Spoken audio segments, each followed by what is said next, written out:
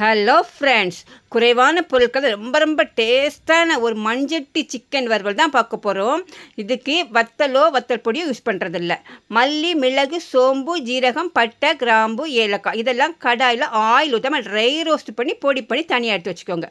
அதுக்கப்புறமா மண்சட்டியில் எண்ணெய் ஊற்றி ஒரு 15 சின்ன வெங்காயம் கொஞ்சம் வதங்கினதுக்கப்புறமா சின்ன வெங்காயம் இல்லாட்டி நீங்கள் பெரிய வெங்காயமே கூட யூஸ் பண்ணிக்கலாம். பச்சை மிளகா தான் இது யூஸ் பண்ண போகிறோம். இது ரெட் கலர் மிளகா.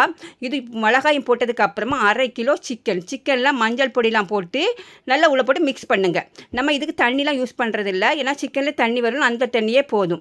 1 டேபிள் ஸ்பூன் இஞ்சி பூண்டு பேஸ்ட்டு ஸ்மெல் போனதுக்கப்புறமா வறுத்து பொடி பண்ணி வச்சுருக்கிறோம்ல, அந்த மசாலாவை போட்டு மிக்ஸ் பண்ணுங்கள்.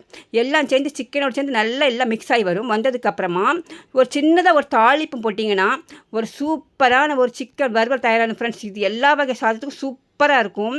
நம்ம சேனலை சப்ஸ்கிரைப் பண்ணிக்கோங்க. ஓகே, பாய், தேங்க்யூ.